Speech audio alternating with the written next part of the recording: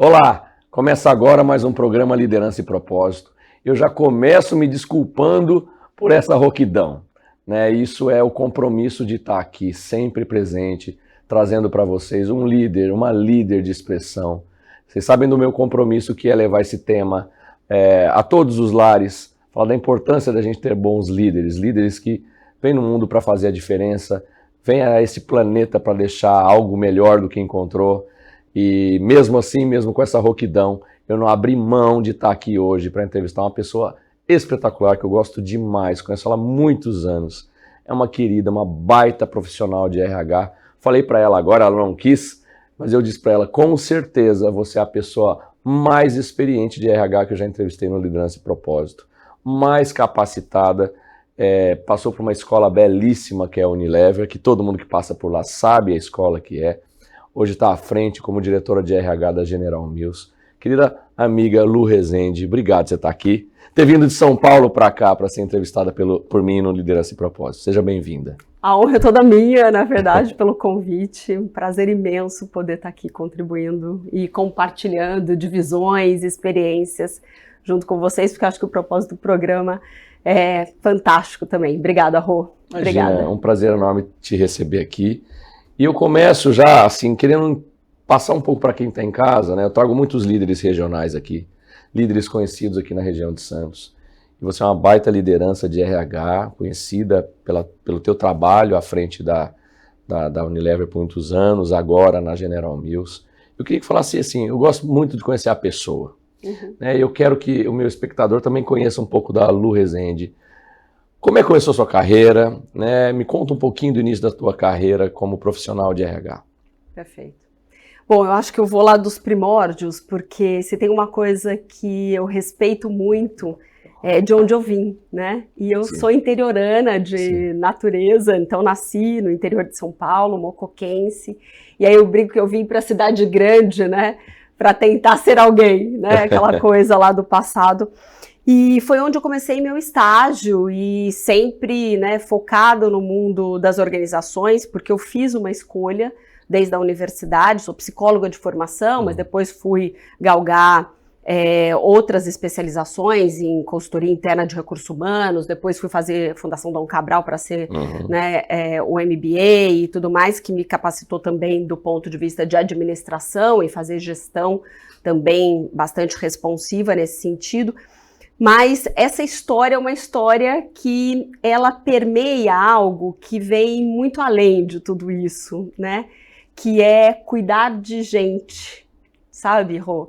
Então eu acho que se eu tenho algo para contribuir aqui, né, e onde o meu propósito convergiu com as minhas formações, mas ao mesmo tempo a experiência também me levou num lugar que é um lugar onde de fato eu me realizo muito, é por esse lugar, que é o lugar de apoiar pessoas a cuidar de pessoas. Eu acho que é esse o grande ponto ali, né? Que hoje, enfim, né? Eu acho que o mundo das organizações nos joga para um lugar que é um lugar mais da competição.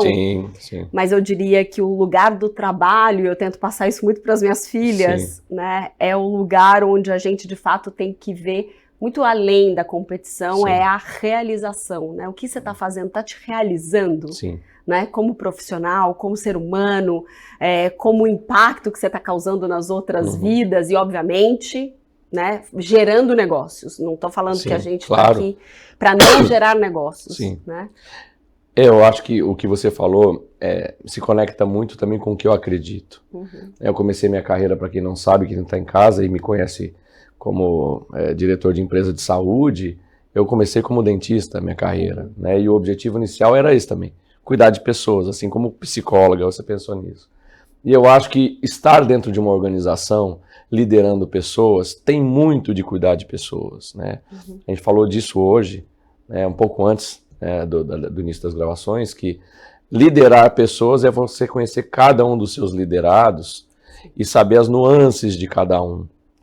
E a semana passada eu participei de uma apresentação da Fundação Dom Cabral, onde alguns dados da Great Place to Work foram apresentados, já numa pesquisa que não é tão recente, sim, mas que falava sobre o que faz com que os funcionários saiam ou fiquem nas empresas. Uma coisa chama muito a atenção e é uma coisa que eu acredito muito.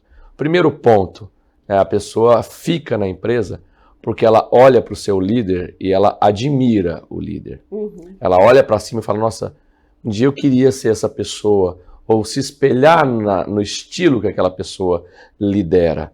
Esse é um ponto e eu acho que responde por mais de 40% do processo de decisão.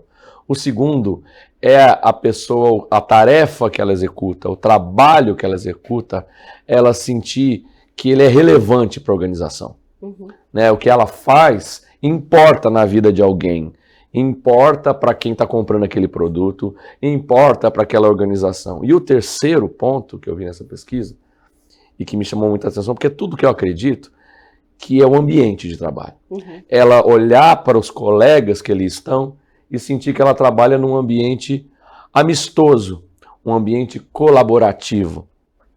Esses três fatores fazem com que as pessoas fiquem nas empresas. Uhum. Queria saber se na tua longa experiência prática de mais de 25 anos de profissão, é isso que você viu na prática? Sem dúvida. Eu acho que esse tripé aí é um bom início para a gente falar sobre isso, né?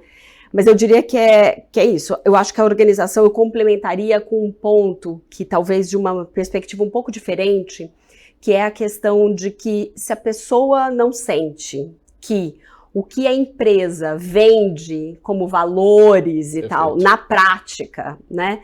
E eu não vou usar muitos jargões em inglês, que eu tenho muito esses vícios, mas o walk the talk, ele tem que funcionar, né? Então, você não pode ter valores ou vender, né, práticas, processos, políticas ou jeito de trabalho, sendo que quando a pessoa entra e ingressa de fato naquela organização, aquilo não reflete a realidade, né? Então, qual é a grande convergência ali, né? Para mim é a coerência organizacional que cada vez mais seja como consumidores, né? Eu venho de um mercado que é um mercado de bens de consumo, muitos anos, eu tenho quase 30 de experiência nesse mercado.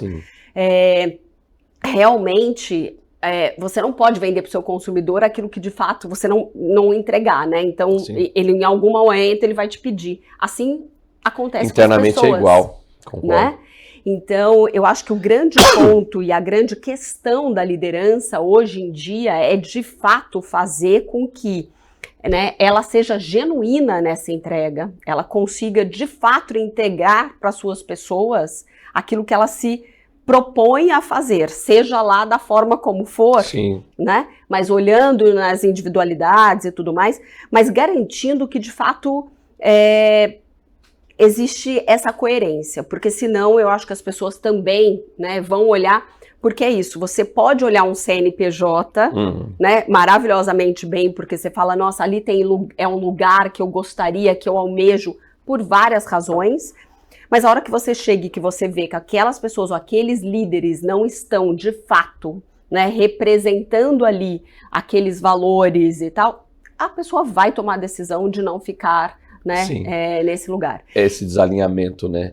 Entre os valores da empresa e os valores que o líder pratica. Pratica e tudo mais, né? E eu acho que hoje tem questões muito fiéis no mercado de trabalho, que as pessoas também estão olhando as organizações sobre uma perspectiva daquilo que converge com aquilo que as pessoas acreditam, né? Então, a gente aprendeu muito ao longo do tempo, e hoje é uma polêmica também, né? O presencial ou o híbrido, o que é certo, o que é errado. Não tem certo, não tem errado, né? Tem modelos de trabalho, formas de trabalho, e no qual as empresas, no final do dia, né? Elas acabam fazendo uma escolha ou tomando decisões estratégicas para determinados modelos, e onde essas decisões, elas têm impacto nos indivíduos, né? E esses impactos precisam ser, de fato, entendidos, absorvidos, e, obviamente, né, se tiver que mudar de rota ou não, tem que ser analisados esses dados ao longo desse percurso e da tomada de decisão que for feita naquele momento, né?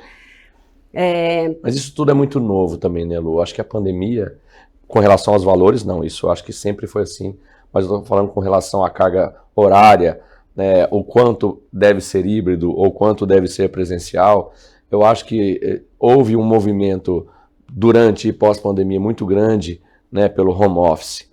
Aí criou-se um modelo que hoje quase é impossível voltar atrás ao 100% presencial. As pessoas aprenderam, criou-se mecanismos, a gente correu por uma corrida de digitalização de processos que não tem mais volta, gerou mais eficiência. Sim. As pessoas conseguem ter eficiência trabalhando em casa e as empresas estão tentando se acomodar porque sabe-se que houve perdas nesse processo de eficiência e de manutenção da cultura da empresa, com o afastamento dos colaboradores. Então tem esse movimento de retorno, né? Que a gente vem sentindo aí na pele. Eu trago muitos empresários aqui que, muitos na maioria das vezes, fundadores de empresa ou sócios de empresa, que se queixam, né, do modelo híbrido e que vão trazer todo mundo de volta, mas estão sofrendo muito para trazer os funcionários de volta. Muitos não querem voltar. Sim. Né? E você deve ter sentido isso também sem dúvida, nas empresas, né? E é isso, na verdade, de novo, não tem certo, não tem errado, eu acho que tem formas de trabalho. Fato é que, sim, muitas empresas estão tomando a decisão de voltar para o presencial por várias razões, mas eu acho que a grande questão é como a gente faz as coisas acontecerem, sim, inclusive em movimentos que são movimentos pendulares, né? Sim. Porque, de novo, nada hoje em dia mais é escrito em pedra. A gente tem uma volatilidade, inclusive, né? Seja de conhecimento, porque a evolução ela está muito grande, né? Tecnológica e tudo mais, como a gente também sabe. Mas eu acho que o grande ponto é realmente como a gente faz as coisas e como a gente envolve as pessoas dentro da organização para entender os motivos pelos quais aquela tomada de decisão ela está sendo colocada na mesa. Sim. Né? E muitas vezes o que eu percebo, né, na minha experiência é que a grande ruptura entre o que a liderança ou, né, o senior management ali pensa, define como estratégia e de fato, né, aquilo é executado na ponta, é porque você não tem essa coerência ou talvez não abra um diálogo, uma escutativa entre aqueles funcionários, aqueles colaboradores versus essa estratégia. Então você cria um hiato dentro da organização e aí você gera a ruptura. Concordo, né? Totalmente. Então eu acho que a grande maestria nesse sentido, né, de gerenciamento de qualquer mudança que seja ela, seja uma mudança que a gente conversada, né? Você tem que abrir o diálogo. Abrir o diálogo. Você tem que conversar e entender que você tem da base da organização até o topo da organização pessoas que vão fazer com que aquilo seja, né? De certo ou de errado, né? Exatamente. Seja mais adepto ou mais ruptivo, entendeu? Então, eu acho que eu vejo isso todos os dias, assim, no trabalho que eu faço representando a Fundação Dom Cabral aqui na Baixada e no ABC, eu visito muitas empresas. Sim. E um dos programas que a gente mais implanta é o PAEX, que é o Parceiros para Excelência, é um programa da Fundação. E a gente traz para protagonistas desse programa o time gerencial. A gente envolve eles nas decisões estratégicas para tentar reduzir exatamente esse ato que existe e que é grande. Muitas vezes uma mesa de diretoria toma uma decisão e ela faz-se cumprir aquela decisão, sem dialogar, né, com o middle, a turma do meio, né, gerencial, e a turma que vai executar. Sim. Isso é um grande erro. Você trouxe esse exemplo agora, eu vejo ele na prática, e quando a gente traz eles e conversa com todo mundo se sente envolvido e aí tudo funciona. O papo está muito bom, mas a gente vai para um intervalo, é muito rápido, então não precisa sair daí. Aguarda um minutinho que a gente já volta nesse papo gostoso com a Lu Rezende.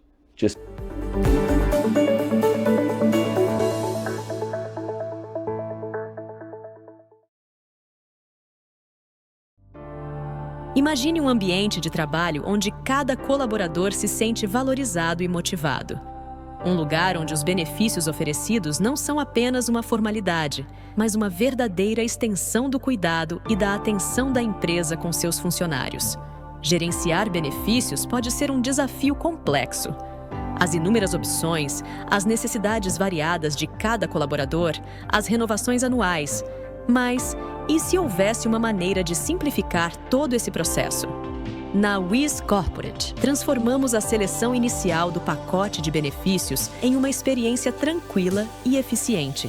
Nós entendemos a importância de oferecer soluções personalizadas que realmente façam sentido para a sua empresa. Nossa equipe de especialistas trabalha lado a lado com você, desde a seleção inicial do pacote de benefícios até a renovação de cada contrato, garantindo que tudo seja feito de forma leve e sem complicação.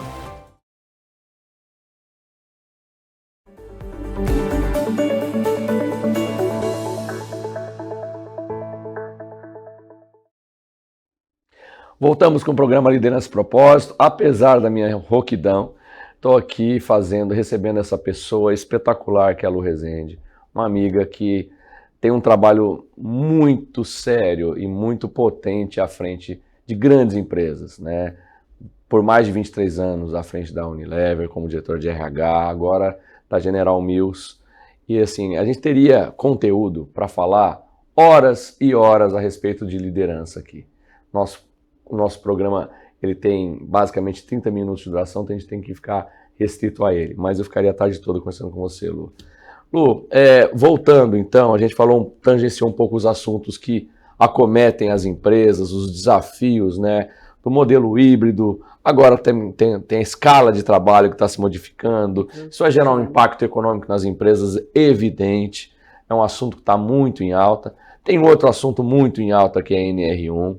E eu visito muitas empresas, falo com muitos empresários. E assim, um empresário brasileiro hoje, eu sei que a gente está aqui falando de liderança, mas o empresário hoje não tem sossego. Porque é um país com, né, uma insegurança jurídica altíssima. É um país que entra agora em operação uma NR1. É um país que no ano que vem começa a se falar, já começou, reforma tributária pesada e mudança de escala de trabalho, né? Então, quando você compara o Brasil com outros países, em termos de competitividade, a gente está no número 143. Ou seja, existe 142 países mais favoráveis para você abrir um negócio do que aqui. E com tudo isso, o brasileiro continua acreditando e investindo. Eu queria que você me falasse um pouquinho a respeito, não de NR1, que esse assunto eu já trouxe muito aqui, acho que o pessoal de casa já ouviu demais, mas a respeito da escala, da mudança da escala. Na sua visão, já foi feito cálculos na General Mills, na empresa, para ver o impacto que isso vai ter em termos de custos para vocês? Sim. A gente está com muitos cálculos, porque eu tenho diferentes realidades e eu acho que entender... Só te interrompendo, quantos funcionários vocês têm lá hoje? 3.800 funcionários. 3.800 funcionários. Onde eu tenho uma grande parte dessa população, massa ali, hoje operando no varejo, né, como merchandisers, e eu tenho uma outra massa que está nas nossas fábricas, né? Então, em Pouso Alegre eu tenho ali 1.500 funcionários divididos em 5 grandes fábricas, processos produtivos, digamos assim, tá? Então a gente tem uma realidade, na realidade que é o contexto fabril, e a outra realidade que é a jornada, que é uma jornada mais estendida, que eles trabalham de sábado, que é do time de promotores. Então sim, Rogério, a gente tem hoje cálculos já e entendimentos de quais seriam os impactos e como a gente deveria, né, tá se precavendo no momento que tem, né, a aprovação da lei. Mas eu diria que a gente não vai sofrer de véspera, digamos assim. Tem muita discussão ainda, né? Tem muita discussão, vamos esperar, óbvio que a gente está se preparando do ponto de vista organizacional e entendendo como a gente mitiga, mas é fato que vão existir impactos nisso e a gente tem que ser bastante responsáveis, inclusive do ponto de vista com as pessoas e como a gente, né, absorve essa lei e consegue fazer com que a gente não perca a escala, não perca a produtividade e, ao mesmo tempo, apoie, né, a todos os funcionários nesse sentido de uma mudança como essa, tá? E do ponto de vista gerencial, inclusive, né? Então, tem impactos financeiros, tem impacto na jornada das pessoas e, obviamente, né, na massa total de mão de obra e como a gente vai fazer a gestão dessa mudança é um outro grande tema nesse sentido. Vocês lá chegaram a fazer alguma avaliação em como essa mudança de escala acontecendo de fato, ela pode acelerar o processo de automação em algumas áreas, porque eu trago aqui muitos empresários que têm operações hoje que dependem muito de mão de obra, mas que parte delas podem ser automatizadas. Perfeito. Mas que não estavam preparados nem para fazer esse investimento e nem para automatizar, porque estavam preocupados também em manter os postos de trabalho. Mas já começam a analisar sobre outro ponto de vista. Super. Porque a gente sofre concorrência com países do mundo inteiro e se a empresa não tiver produtividade, não for competitiva, ela deixa de existir.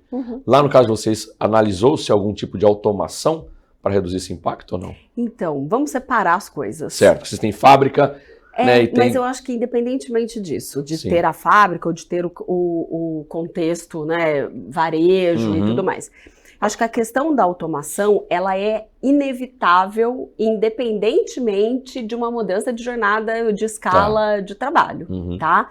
Então, o processo, que é um processo de trazer mais tecnologia, de trazer automação, ele faz parte hoje já do nosso... Já está na esteira de decisão, né? Exatamente, do nosso decisão estratégica, do nosso pipeline de inovação, digamos assim, entendeu?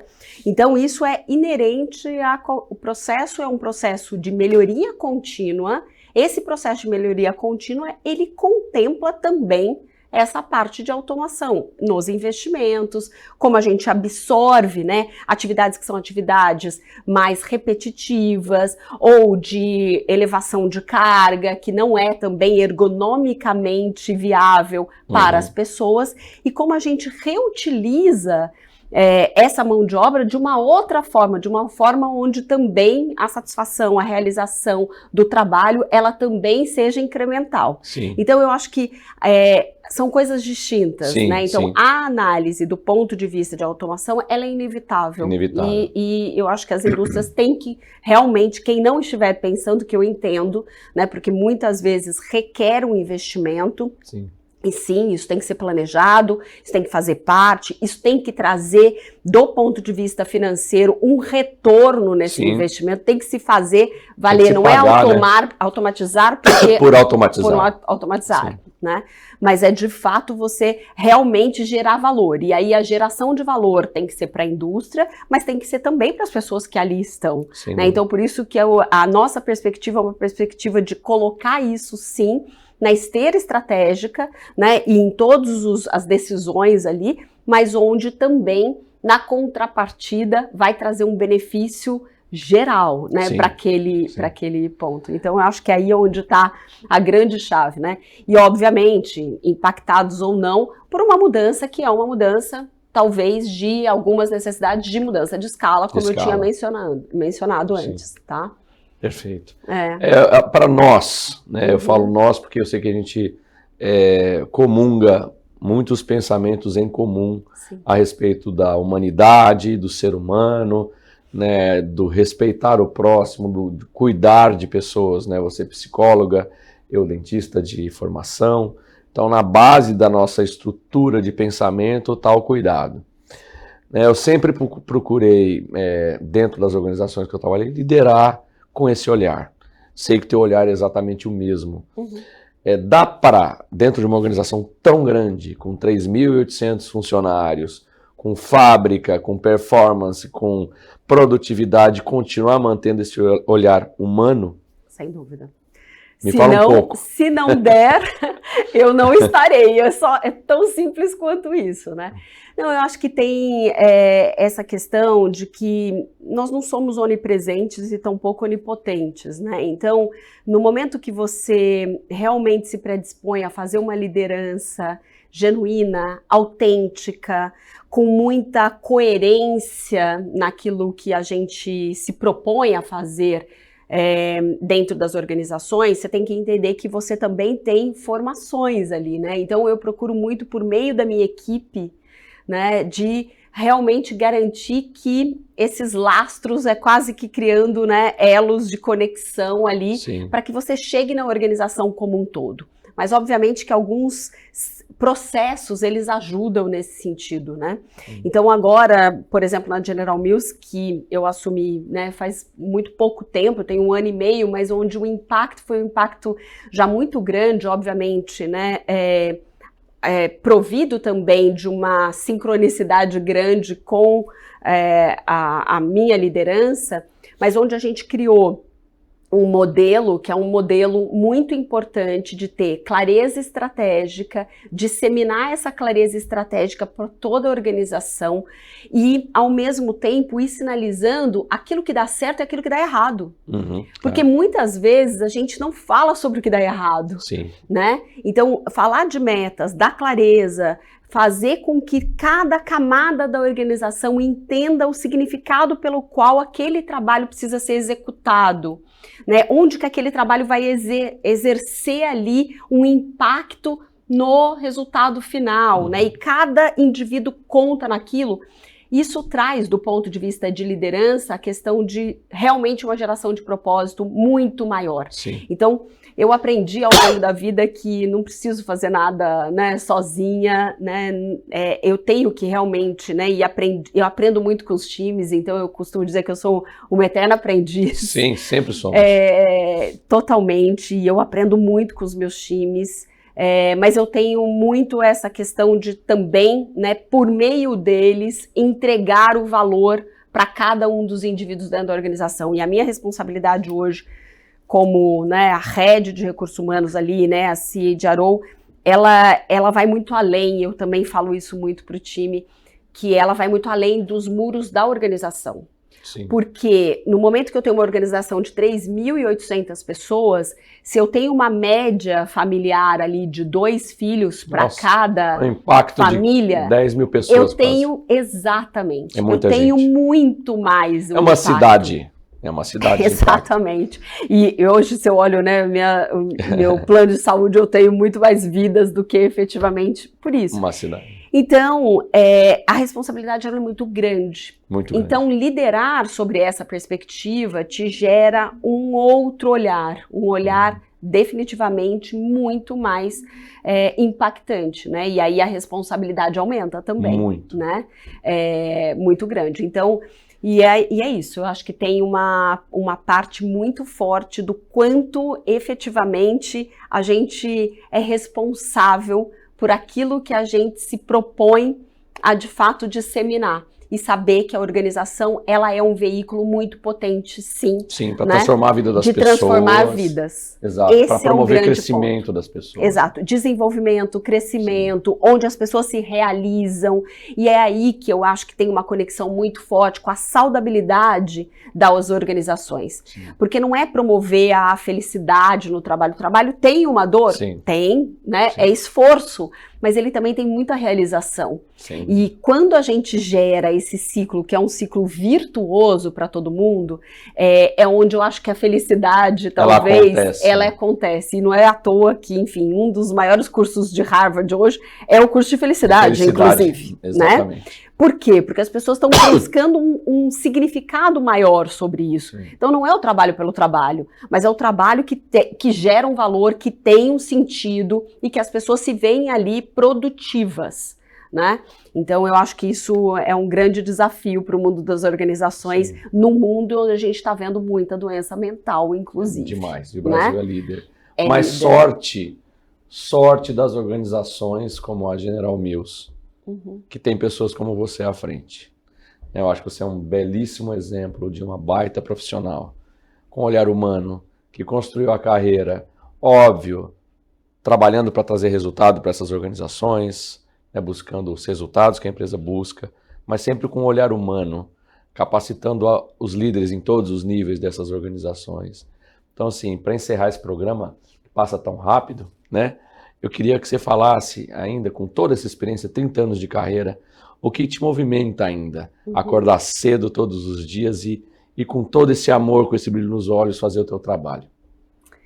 Olha, eu vou ser muito honesta, eu tenho 2 filhas, né? Então tem muitas coisas, talvez eu me emocione, porque é isso, toda vez que eu falo das meninas é algo que é muito maior, transcende. Mas eu acho que a gente, como liderança dentro das organizações e todo o meu aprendizado, hoje o que me faz acordar é de fato saber que a minha experiência ela pode servir ao outro num processo evolutivo contínuo muito grande e ao mesmo tempo com muita coerência. Então, hoje eu acordo todo dia porque eu também sei que o meu time sabe, né, ou as pessoas que eu toco sabem, que de verdade ali tem muita genuinidade na entrega. Sim. E que o impacto, né, das organizações na vida das pessoas, ele realmente gera um ciclo que é um ciclo muito virtuoso. Muito virtuoso. E isso para mim é o que, né, então move. Assim, que me move, é o que me faz acordar todos os dias e é deixar um mundo melhor para as minhas filhas, um mundo de trabalho, onde o trabalho ele é realização, Enobrece, né? Ele enobrece, ele não é simplesmente um mundo de competição e tudo mais. Então, eu acredito muito nisso, eu acho que tem um valor muito grande. Parabéns. Obrigada. Pela tua trajetória. Obrigada. Uma honra receber Obrigada. você aqui. A honra é toda minha. O programa Liderança e Propósito está sempre de portas abertas para você, Lu. Conte e eu tenho certeza que você está em casa, ouviu atentamente tudo que essa espetacular profissional que se deslocou de São Paulo para cá para conceder essa entrevista para a gente falou. Dá para ser feliz dentro das organizações, dá para você buscar empresas que tenham valores similares aos seus, para que você possa desempenhar seu trabalho e ser feliz também. E também, obviamente, se inspirar em líderes assim como a Lu.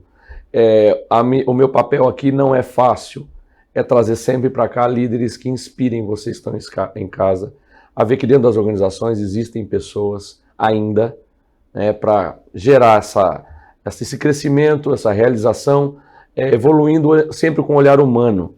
Não é só resultado financeiro que está por trás das organizações. Tem muito de humano e a inteligência artificial nunca vai acabar com isso, tá bom?